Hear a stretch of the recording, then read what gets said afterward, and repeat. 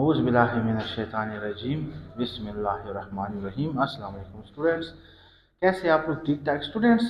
आज हमने evolution of seed के बारे में पढ़ना है। हमारा 20वां लेक्चर है। इससे पहले कुछ पॉइंट्स है importance of seeded vascular plants के, वो आप लोग रीड आउट कर लें।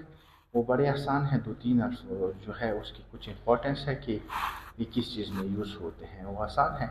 इसलिए आज मैं थोड़ा सा डायरेक्टली एवोल्यूशन ऑफ सीड की तरफ आता हूँ।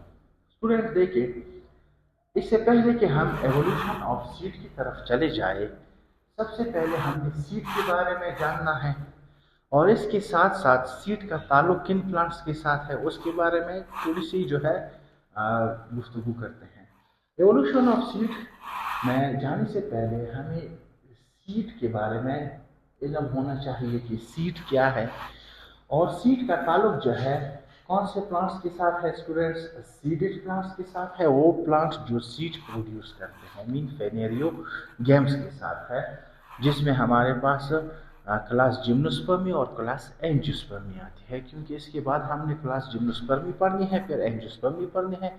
आप लोगों को याद हो कि टेरिडोफाइट्स में हमने 3 सब क्लासेस का जिक्र किया था। 3 क्लासेस में से क्लास फिलिसिनी के बाद जो है उसका पूरा डिटेल हम नहीं पढ़ते। उसके बाद क्लास जिम्नोस्पर्मी और फिर हम एंजियोस्पर्मी पढ़ेंगे। अब स्टूडेंट्स देखिए, सीड जो है इनका ताल्लुक सीडेड प्लांट्स के साथ है। सीडेड प्लांट्स को हम एक और नाम देते हैं स्टूडेंट्स, जिनको हम क्या कहते हैं? Spermatophytes. Spermatophytes, spermato related to loves, sperm mean seed, इसके साथ है, फाइट्स मीन प्लांट्स है। तो स्पर्मेटोफाइट्स या सीडेड प्लांट्स कौन से प्लांट्स है? अगर कोई आप लोगों से पूछे तो आप लोगों को ये जवाब दे सकते हैं कि बड़ा आसान है, वो प्लांट्स जो सीड्स प्रोड्यूस करे इंस्टीड ऑफ स्पोर्स।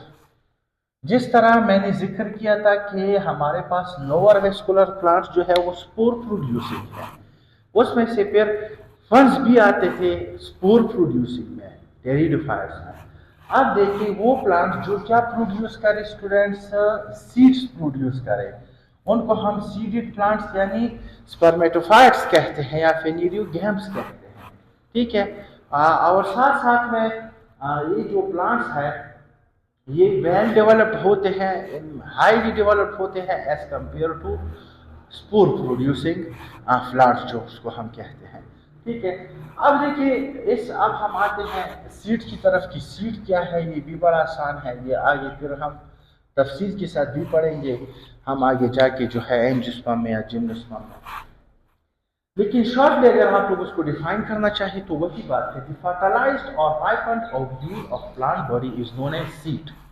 सीड क्या है? एक फर्टिलाइज्ड ओव्यूल को कहते हैं सीड। ओव्यूल क्या है? हम राइपेंड ओव्यूल, ओव्यूल क्या है जिसको एम्ब्रियो सैक भी कहा जाता है, वो प्रोटेक्टिव एनवेलप है जिसके अंदर एग मौजूद होता है।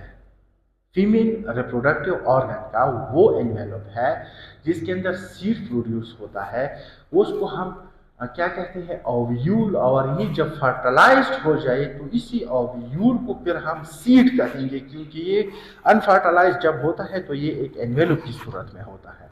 ये हर एक चीज़ जो है वाज़ेह तौर पर क्लियर हो जाएगी जब हम आगे जिम्नो और एंजियोस्पर्म्स पढ़ेंगे। तो आप लोग जहन में ये रखें कि प्लांट बॉडी का जो फर्टिलाइज्ड ओव्यूल है या राइपेंड ओव्यूल है उसको हम सीड कहते हैं, और राइपेंड ओवरी को फिर हम क्या कहते हैं? हमारे पास वो फ्रूट है। जिस तरह ये देखो, ये मेगास्पोरेंजियम यानी ओव्यूल मैंने ड्रॉ किया है, ये इसके अंदर मेगास्पोर जिसको हम दूसरे टर्म्स में एग भी कहते हैं। ठीक है, फीमेल गेमीट है। ठीक है।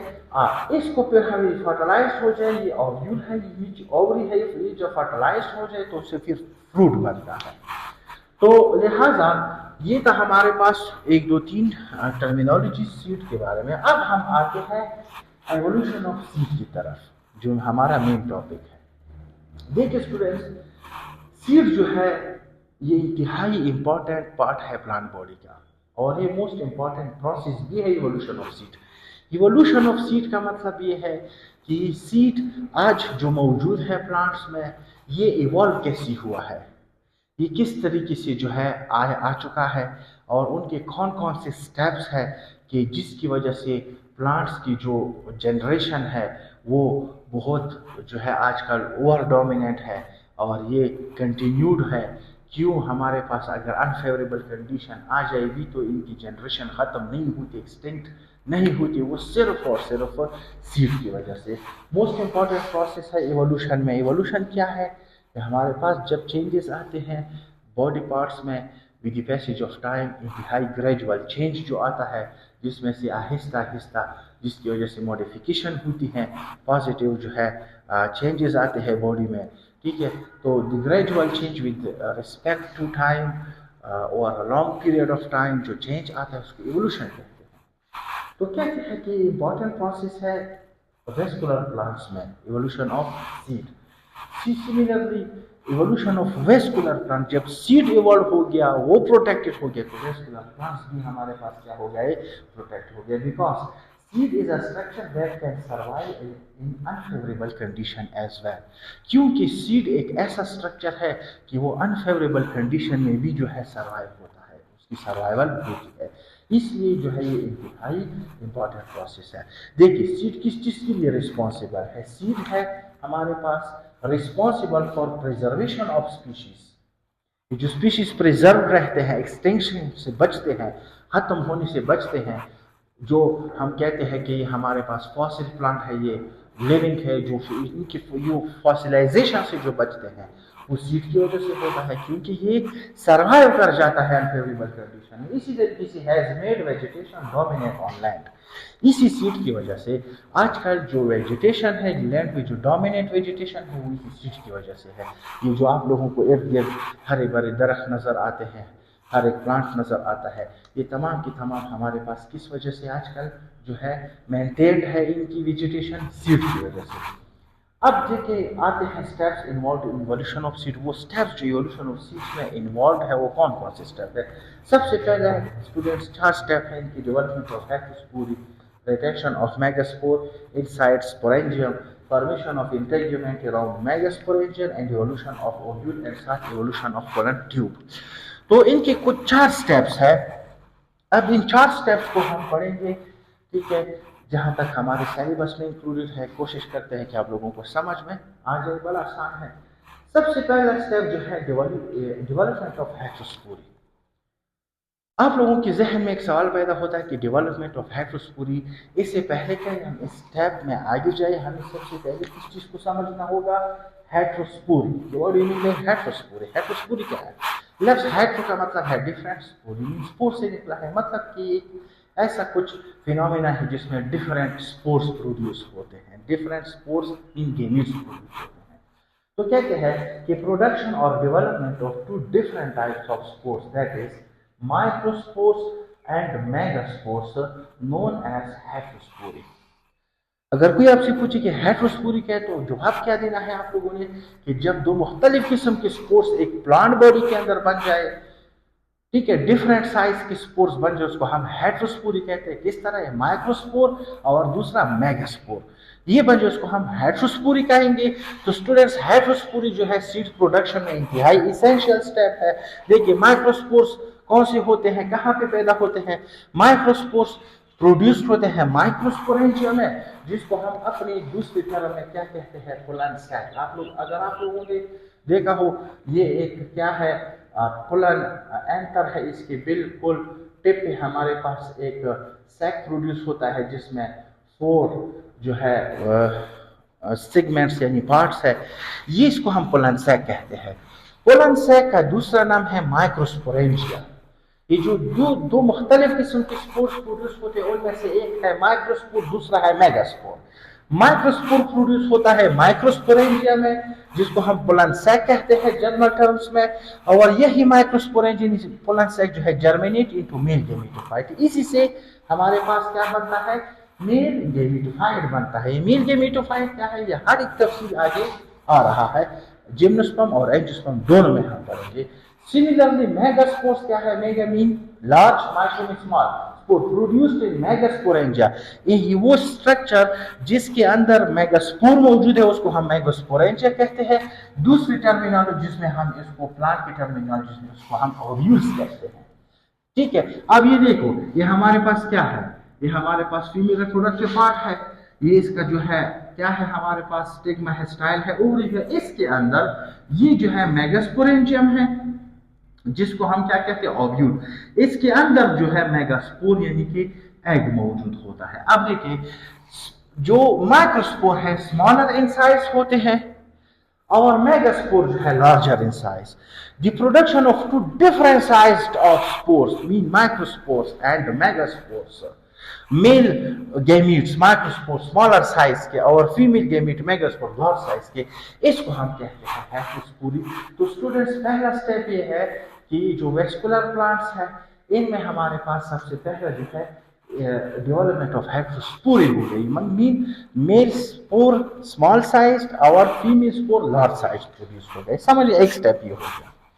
दूसरा स्टेप जो है retention of megaspore inside sporangium, इसी के साथ जुड़ा हुआ स्टेप है। मतलब ये है कि जो मेगास्पोर है, जो एग है, ठीक है, ये जो लार्ज साइज एग है, ये अब क्या होती है, इनकी retention mean protection inside sporangium, sporangium के अंदर प्रोटेक्टेड रहते हैं। लेकिन ये जो मेगास्पोर्स है, ये spores of seeded plants, specially megaspores of seeded plants जो है, are permanently embedded and protected inside megasporangium. ये मेगास्पोरेंजियम है, एग इसी के अंदर रहता है भाई, ये इसने आगे बाहर नहीं निकलना, कहीं नहीं जाना है ये, ठीक है। ये इसके अंदर क्या होता है, permanently embedded and protected inside megasporangium instead of being shed of sporangium like spores of lower plants. Students, जिस तरह हमने जिक्र किया है लोअर प्लांट्स का, उनकी तमाम के तमाम स्पोर्स शेड होते हैं, रिलीज होते हैं इन्वायरमेंट में। इनके हमारे पास जो मेगास्पोर है, माइक्रोस्पोर तो रिलीज होते हैं, लेकिन मेगास्पोर की बात कर रहा हूं। ये जो rotation of megaspore inside sporangia, evolution of seed में ये एक बड़ा स्टेप है कि इनका जो मेगास्पोर है ये कहीं नहीं जाता, ये इनसाइड में फीमेल गेमेटोफाइट के अंदर ही, ओव्यूल के अंदर ही ये प्रोटेक्टेड रहता है मेगास्पोरेंजियम के अंदर। इसका मतलब ये हुआ that in seeded plants megaspore is not released from megasporangium, मतलब कि सीडेड प्लांट्स में मेगास्पोर्स बाहर नहीं आता, ठीक है, which is developed into small female gametophyte. उससे फिर हमारे पास आगे जाके स्मॉल फीमेल गेमेटोफाइट प्रोड्यूस होता है। मतलब हुआ कि इसने बाहर नहीं आना, इसने प्रोटेक्टेड रहना है, ठीक है। किस लिए? ताकि यहां से यहां पे इसे आगे सीड बन जाए, ठीक है। इसलिए हम कहते हैं कि ये एक इंपॉर्टेंट स्टेप है किस चीज का, एवोल्यूशन ऑफ सीड का, मीन कि सीड के बनने के अमल में जो भी स्टेप आ रहा है, सबसे पहले जो है development of heterospory. Large size egg होना चाहिए कि सीड बनाने के लिए। स्मॉल साइज का तो क्या हो गया, पोलैंग्रेन मेल गैमीट हो गया, जिसको स्पर्मेटोसाइट्स भी कहते हैं, वो स्मॉल साइज हो गया, उसने सिर्फ आगे न्यूक्लियस देना है। अगर सीड बनना है तो किससे बनना होगा, लार्ज साइज्ड फीमेल गैमीट से बनना होगा, जो कि एग है वो लार्ज होना चाहिए। वो हो गया एक स्टेप, हेटेरोस्पोरी में लार्ज साइज्ड मेगास्पोर जो है प्रोड्यूस हो गया। दूसरा स्टेप है कि मेगास्पोर ने कहीं भी जाना नहीं है, ऐसा ना हो कि ज़ाया हो जाए, ऐसा ना हो कि खत्म हो जाए, इसलिए ये ओव्यूल के अंदर मीन मेगास्पोरेंजियम के अंदर ही प्रोटेक्टेड रहता है। दूसरा स्टेप भी कंप्लीट हो गया कि उनका साइज बड़ा होना चाहिए, सीड बनाने के लिए बड़ा साइज होगा, और किस चीज़ का, फीमेल गैमीट का आएगा। दूसरा स्टेप, इसने कहीं उसको कहीं जाना नहीं चाहिए ताकि ये प्रोटेक्टेड रहे, ये कोई इसका खतरा जो है इसको लाहक ना हो, ये ज़ाया ना हो जाए। अब तीसरा स्टेप, यही मेगास्पोर है, इसी के साथ जुड़ा हुआ है, formation of integument around megasporangium. अब इसको क्या देना है, और तहफ़्फ़ुज़ देना है, और जो स्टेप आ रहे हैं, ए डिवोल्यूशन ऑफ ओव्यूल।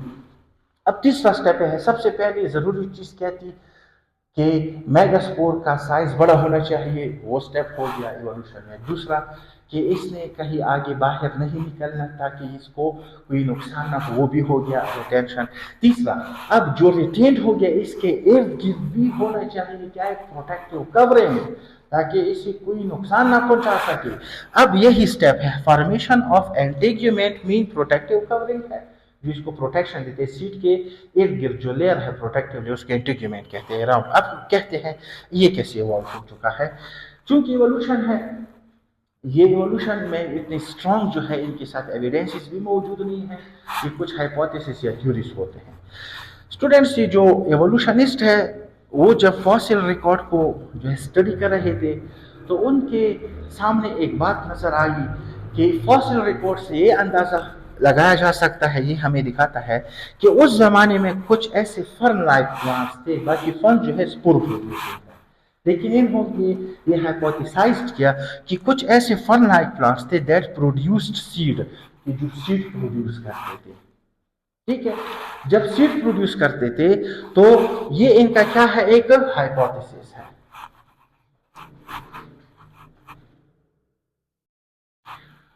तो स्टूडेंट्स, फॉसिल रिकॉर्ड से उन्होंने ये अंदाजा लगाया कि कुछ ऐसे प्लांट्स थे फर्न्स में जो सीड प्रोड्यूस करते थे। अब इनका जो मेगास्पोरेंजिया है इन प्लांट्स का, जो फॉसिल रिकॉर्ड ने शो किया है, surrounded by branch like outgrowths, कहते हैं कि ये फॉर एग्जांपल एक सीड लाइक स्ट्रक्चर है, ये जो मैंने ड्रॉ किया है। ठीक है, अब देखिए ये जो सीड लाइक स्ट्रक्चर है, ये इसके अंदर कहते हैं कि surrounded by branch like outgrowths, इनके कुछ ब्रांच लाइक आउटग्रोथ्स थे बहुत ज़्यादा। ठीक है, ये कहते हैं कि कुछ फन लाइक ऐसे प्लांट्स थे जो कि हमारा इवोल्यूशन है, हाइपोथेसिस है, थ्योरीज है, इसके इर्द गिर्द कुछ हमारे पास क्या थे, आउटग्रोथ्स थे। ये आहिस्ता आहिस्ता with the passage of time, ठीक है, फिर इन्होंने क्या शुरू किया, fusion, fuse together to form an envelope like structure. ये आपस में फ्यूज हो गए, आपस में कंबाइन हो गए, और इनकी फ्यूजन की वजह से ये कहते हैं कि ये आपस में क्या हो गए, इस तरीके से इनकी फ्यूजन हो गई। यहाँ पे मैंने ड्रॉ किया, ये फ्यूजन हो गई तो एक एनवेलप लाइक स्ट्रक्चर बना गया। इसी एनवेलप लाइक स्ट्रक्चर को इस तरह का स्ट्रक्चर बन गया सीट के इर्द गिर्द, इसको नाम दिया गया एंटेग्यूमेंट। ये जो है form protective covering around megasporangium, जिसको आजकल हम क्या कहते हैं, ओव्यूल कहते हैं। ओव्यूल का दूसरा नाम है अनराइप सीड। ठीक है, मीन जब सीड राइपन नहीं है तो ओव्यूल है, अगर राइपन हो गया तो फिर वो सीड बनता है। तो स्टूडेंट्स, वही बात कि सीड के लिए दरकार थी क्या, प्रोटेक्शन। और प्रोटेक्शन कैसे आ गई इवोल्यूशन के दौरान, कि कुछ प्लांट्स थे जिनकी जो सीड प्रोड्यूसिंग थे और उसके इर्द गिर्द आउटग्रोथ्स थे, और वो आउटग्रोथ्स आपस में फ्यूज हो गए। सीड के इर्द गिर्द उन्होंने एक एनवेलप लाइक स्ट्रक्चर बना दिया, जिसको आजकल हम एंटेग्यूमेंट्स कहते हैं। ओव्यूल जो है लार्ज साइज्ड है, आप लोगों को पता है ये किस वजह से लार्ज साइज्ड है। ओव्यूल इसी के अंदर contain large quantity of food for developing embryo. क्यों लार्ज साइज है भाई, इसलिए कि इसने आगे एम्ब्रियो को सपोर्ट देने के लिए उसने खुराक स्टोर किया हुआ है। ठीक है, तो ये डेवलपिंग एम्ब्रियो को डेवलप करने के लिए उनके पास फूड मौजूद है, which remain protected inside megasporangium, जो कि मेगास्पोरेंजियम के अंदर प्रोटेक्टिव रह गया। अब यही character, best adaptive character to their environment which make them prominent on earth, इसी कैरेक्टर की वजह से ये प्लांट्स बहुत ज्यादा प्रोमिनेंट, मजबूत, डोमिनेंट हो गए अर्थ पे। 3 स्टेप्स हो गए स्टूडेंट्स। सबसे पहले साइज बड़ा होना चाहिए सीड प्रोडक्शन के लिए, क्योंकि मेगास्पोर का साइज बड़ा हो गया है तो पूरी।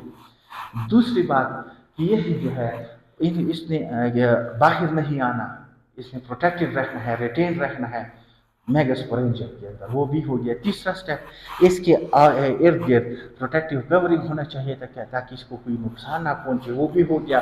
ठीक है, इंटीग्यूमेंट फॉर्मेशन हो गया, एवोल्यूशन ऑफ ओव्यूल हो गया, ओव्यूल बन गया, प्रोटेक्टिव कवरिंग बन गया। अब आखिरी स्टेप जो है एवोल्यूशन ऑफ पोलर ट्यूब है।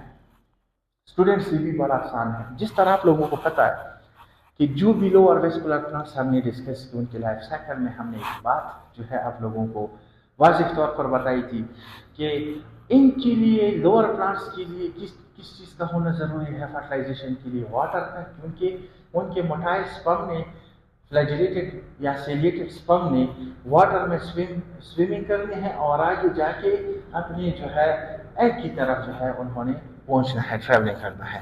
तो नॉन वेस्कुलर प्लांट जो है रिक्वायर वाटर फॉर फर्टिलाइजेशन, उनके लिए वाटर की जरूरत थी। मीन वेरिकल क्या था, वाटर था।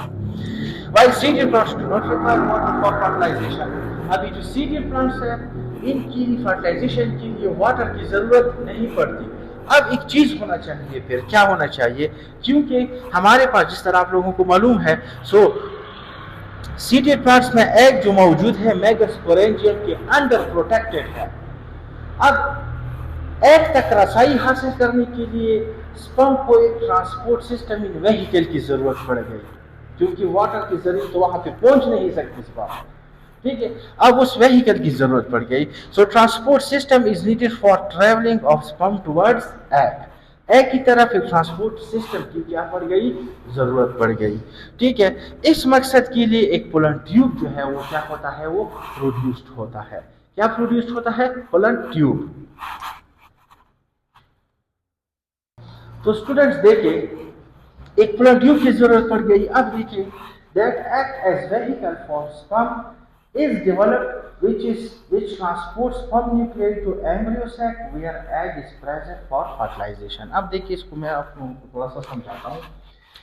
एक फीमेल रिप्रोडक्टिव पार्ट है, ठीक है, आप लोग समझिए जिम्नोस्पर्म का, एंजियोस्पर्म का है। ठीक है, इसको हम कहते हैं स्टिग्मा, इसको हम कहते हैं स्टाइल। ये फिर हम आगे पढ़ेंगे, लेकिन पोलर ट्यूब के बात जो है बीच में आ गई, इसको मैं थोड़ा सा समझाना चाहता हूँ। इसको कहते हैं स्टूडेंट्स स्टाइल, इसको कहते हैं स्टूडेंट्स ओवरी। अब देखिए, ओवरी के अंदर हमारे पास होता है ओव्यूल। क्या होता है स्टूडेंट्स, ओव्यूल होता है। अब ये हमारे पास क्या हो गया, ओव्यूल हो गया। ठीक है, क्या हो गया, ओव्यूल हो गया। इसके अंदर यहाँ पे मौजूद है एग, बाकी डिटेल में फिर पढ़ेंगे बाद में। ठीक है, अब ये जो है एग ओव्यूल को हम मेगास्पोरेंजियम भी कहते हैं, जिस तरह हमने कहा इनसाइड मेगास्पोरेंजियम यहाँ पे पड़ा है। अब जो है स्पर्म आता है कहाँ से, ये है पोलन एंथर है, मेल रिप्रोडक्टिव पार्ट है, ये पोलन सैक है। ठीक है, पोलन सैक से जब हमारे पास पोलन ग्रेन माइक्रोस्पोर्स जो है शेड होके इसके स्टिग्मा पे जब ये गिर जाए, स्टिग्मा स्टिकी होता है, ये अट्रैक्ट करता है किस चीज को, पोलन ग्रेन को। अब यहाँ पे जो है, यहाँ पे ये पड़ गया। अब इसमें यहाँ एग तक पहुंचना है, इसके लिए ना तो पानी जो है इसको वहां पहुंचा सकती है, ना कोई और सोर्स है। इसी एग, इसी स्पर्म न्यूक्लियाई को कहाँ पे हमारे पास एग तक पहुंचाने के लिए हमारे पास क्या होता है, evolution of pollen tube, evolution of pollen tube. अब इसी से हमारे पास एक जनरेटिव और एक वेजिटेटिव न्यूक्लियस बनता है, फिर मैं आगे बढ़ाऊंगा। इनके वेजिटेटिव न्यूक्लियस से एक डिवीजन होती है, एक आउटग्रोथ निकलता है। ये आउटग्रोथ जिसको हम एक ट्यूब लाइक स्ट्रक्चर कहते हैं, जो कि एक्ट एज वेहिकल फॉर, जो किस चीज के लिए वेहिकल एक्ट करेगा, इसी स्पर्म को पहुंचाने के लिए। यहाँ पे माइक्रोफाइल है, ये हमारे पास माइक्रोफाइल। यहाँ से इसके अंदर क्या मौजूद होते हैं, स्पर्म न्यूक्लियाई होता है। ये स्पर्म न्यूक्लियाई जो है आके यहाँ पे जब पहुंच जाते हैं, इनकी जो है टिप बस्ट होती है, स्पर्म यहाँ पे आके एग के साथ फ्यूजन हो करके फर्टिलाइजेशन करता है। समझे, मतलब ये है कि इसको हम क्या क्या कहते हैं students, evolution of pollen tube. कि हमारे पास क्या इवॉल्व हो गया स्टूडेंट्स, पोलन ट्यूब। ये चार बातें थी कि यहाँ पे फिर फर्टिलाइजेशन होता है, फिर एग फर्टिलाइज्ड हो जाए, जब यही ओव्यूल रैपर हो जाए, फिर क्या बनता है स्टूडेंट्स, सीड बनता है। ये हमारे पास थे चार स्टेप्स एवोल्यूशन ऑफ सीड में। सबसे पहला था सीड बनाने के लिए कि हेटेरोस्पोर की जरूरत थी, जिसमें से एग बड़ा और स्पर्म मीन पोलन ग्रेन छोटा होना चाहिए, वो हो गया। दूसरा, एग को प्रोटेक्टेड रखना है, जहाँ पे इसके अंदर रिटेन रखना है, ये भी हो गया। तीसरा, इसके अंदर एक प्रोटेक्टेड एयर इंटीग्यूमेंट होना चाहिए, वो भी हो गया। चौथी बात कि यहाँ पे वाटर मौजूद नहीं है, ना वाटर स्पर्म को जो है एग तक पहुँचा सकती है, तो एक वेहिकल की ज़रूरत होती है, ट्रांसपोर्ट सिस्टम की ज़रूरत होती है। उसके लिए ट्यूब की एवोल्यूशन होंगे, जिसके ज़रिए से स्पर्म न्यूक्लियाई ने आगे जाके एग तक पहुंचना है और फर्टिलाइजेशन करनी है। ये था आज का हमारा टॉपिक। इंशाल्लाह स्टूडेंट्स फिर मिलते हैं नेक्स्ट टॉपिक में। उम्मीद करते हैं आप लोग समझ गए होंगे। फिर भी अगर किसी का कोई क्वेश्चन बनता हो तो फिर कमेंट सेक्शन में आप लोग पूछ सकते हैं। हमारी दुआ है जहाँ रहे खुश रहे, सलामत रहे। Thank you very much.